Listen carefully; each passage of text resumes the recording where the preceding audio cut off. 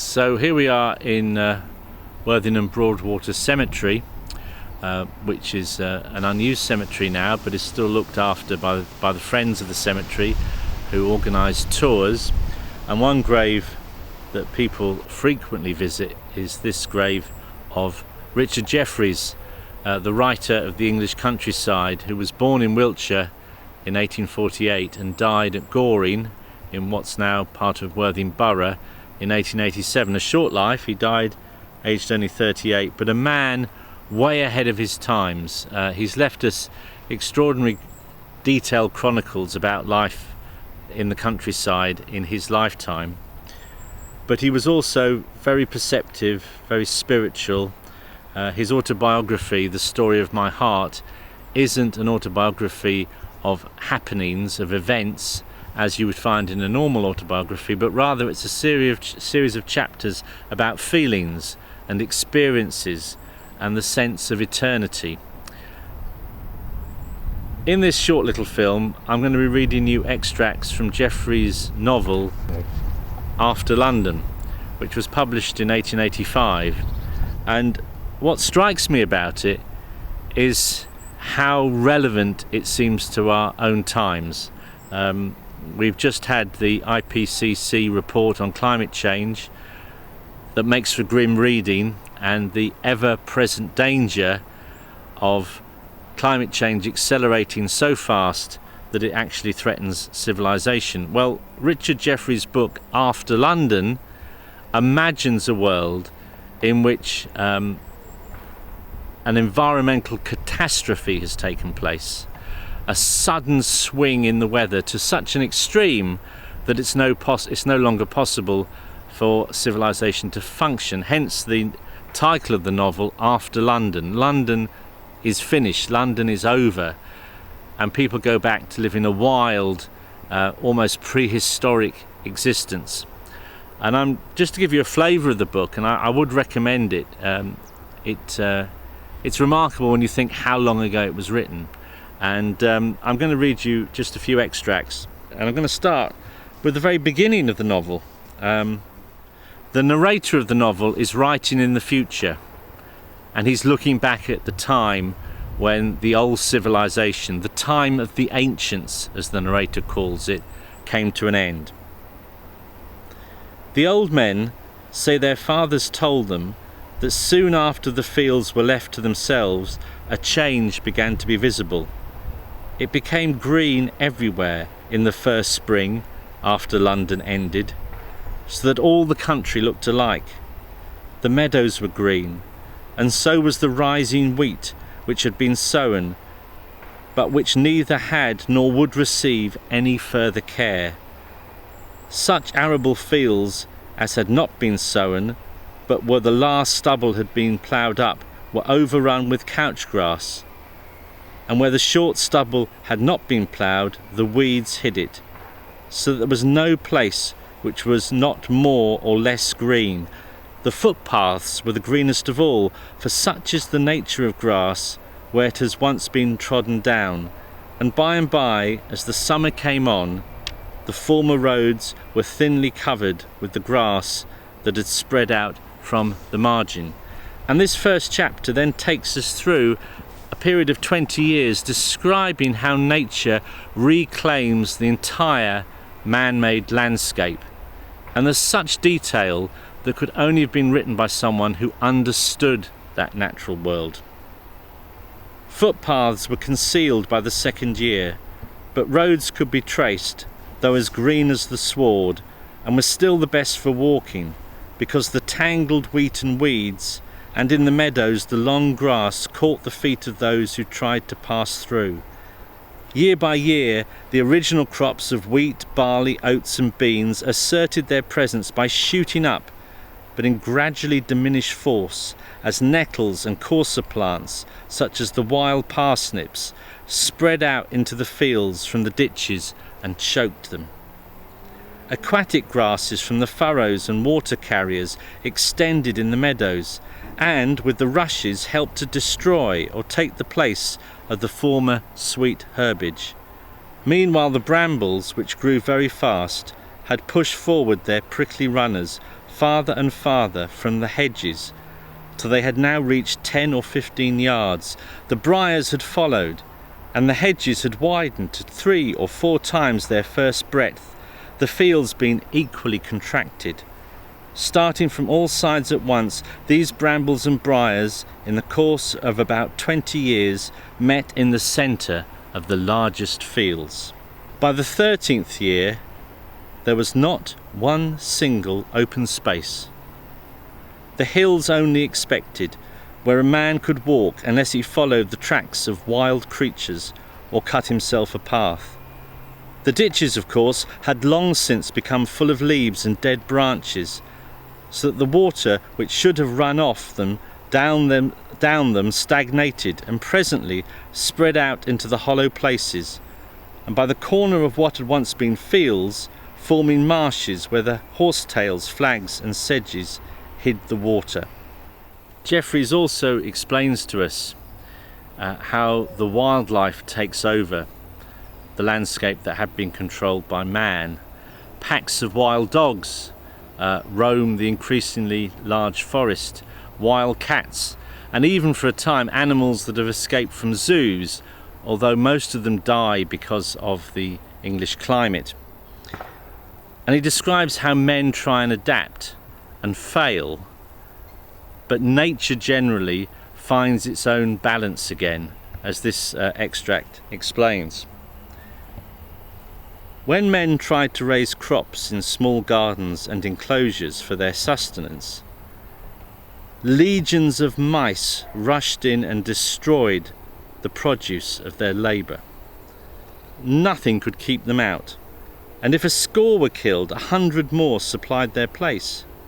These mice were preyed upon by kestrel hawks, owls and weasels, but at first they made little or no appreciable difference. In a few years, however, the weasels, having such a superabundance of food, trebled in numbers, and in the same way the hawks, owls and foxes increased. There was then some relief, but even now, at intervals, districts are invaded, and the granaries and the standing corn suffer from these depredations. It was not easy for man after London. Jefferies seemed to have an understanding of the future which I find quite uncanny. So there's one point in After London where he appears to be describing motorways and transport by aeroplane, and how the memory of it has become little more than a fable. As you will hear, he writes, "Mounds of earth are said to still exist in the woods, which originally formed the roads for these machines, but they are now so low and so covered with thickets that nothing can be learnt from them, and indeed, though I have heard of their existence, I have never seen one. Where are the wonderful structures with which the men of those days were lifted to the skies, rising above the clouds? These marvellous things are to us little more than the fables of the giants and of the old gods that walked upon the earth, which were fables even to those whom we call the ancients." And we also get lots of descriptions of Jefferies about basically the effects of what we would call climate change. He didn't use that phrase.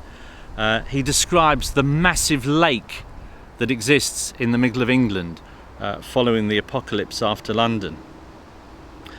Now, the most striking difference between the country as we know it and as it was known to the ancients is the existence of the Great Lake in the centre of the island. From the Red Rocks by the Severn hither, the most direct route a galley can follow is considered to be about 200 miles in length, and it is a journey which often takes a week, even for a vessel well manned, because the course, as it turns round the islands, faces so many points of the compass, and therefore the oarsmen are sure to have to labour in the teeth of the wind, no matter which way it blows. Now we're going to go from here in Broadwater Cemetery up onto the Downs, and I'm going to read you an extract from one of Jefferies' contemporary essays. Because although it's never explicitly stated in After London what the environmental catastrophe was, notes that he made prior to writing the novel clearly show that he anticipated there being an extreme cold, that London is engulfed by a winter the likes of which it has never seen before, that leads to starvation, panic, riot, murder, and even cannibalism.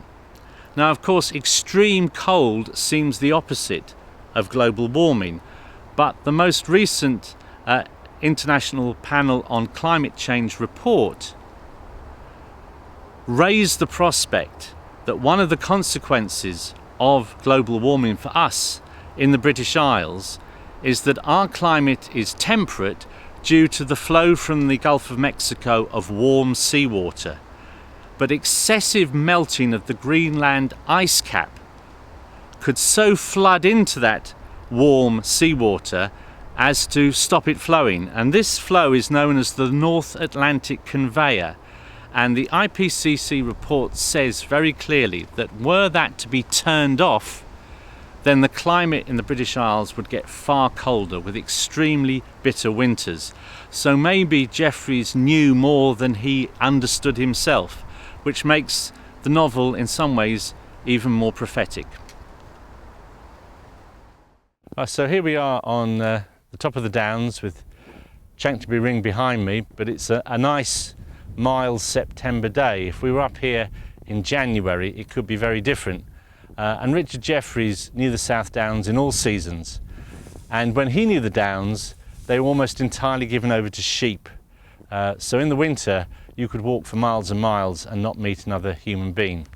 And I think the impact of the winter of 1880 to 81 influenced Jefferies in the writing of After London. So I'm going to read you an extract from one of his essays, a factual essay about the winter and how it affected the Downs.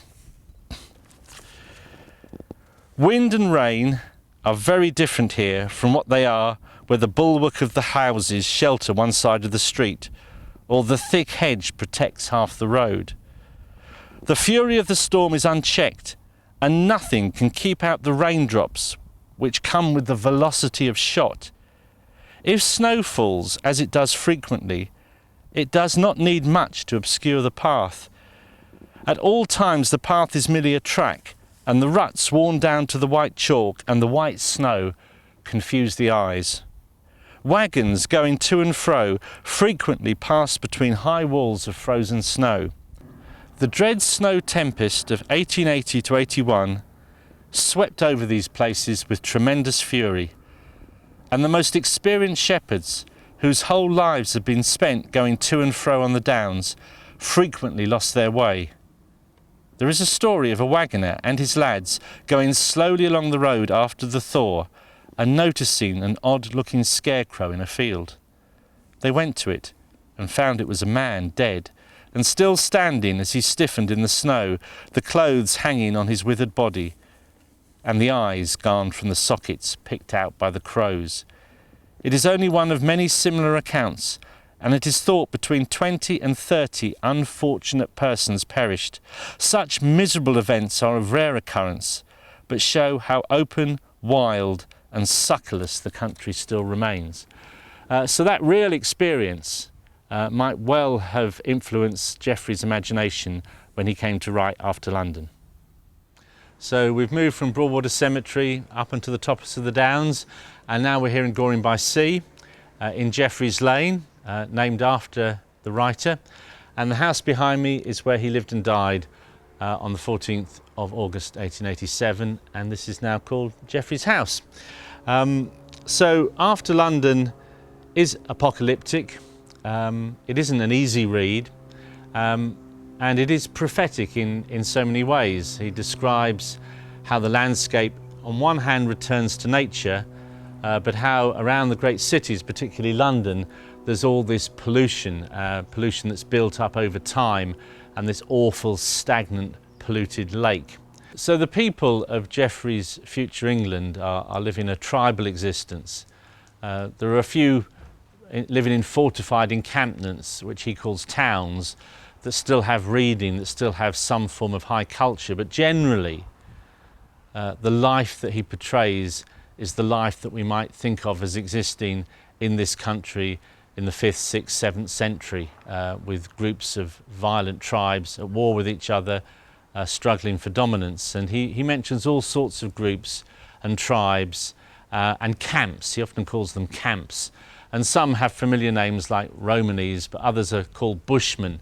And the overall impression one gets is that all conventional religion has disappeared, all conventional morality has disappeared, and even the concept of mercy is no longer understood and being taken over by vengeance, as this extract highlights. If any community has injured or affronted them, they never cease endeavouring to retaliate and will wipe it out in fire and blood generations afterwards. There are towns which have thus been suddenly harried, when the citizens had forgotten that any cause of enmity existed.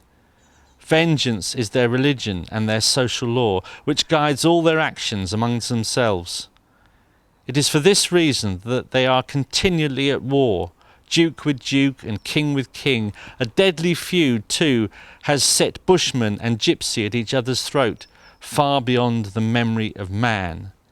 And Jefferies also says there are some of these tribes that are led by women, sometimes young women, but that they have to be of the sacred blood, and often order executions to fulfill ritualistic needs. And he mentions how they camp around old sites such as Stonehenge, ancient to the ancients, Jefferies says. So he puts a lot into this book, a lot of his understanding of natural history, his understanding of history, but also looking into the future and asking himself, how will industrial capitalism end up?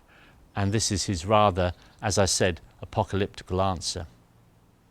If you look elsewhere on this website, you'll see there is a section about Jefferies and about W.H. Hudson, who was also a nature writer, and you'll read there how Hudson came across what he believed was the ghost of Richard Jefferies in Goring churchyard. So go and have a look at that, and do look up Richard Jefferies. You'll find him on Wikipedia, and you'll see all the many books he wrote, both fiction and non-fiction. He's a writer well worth exploring.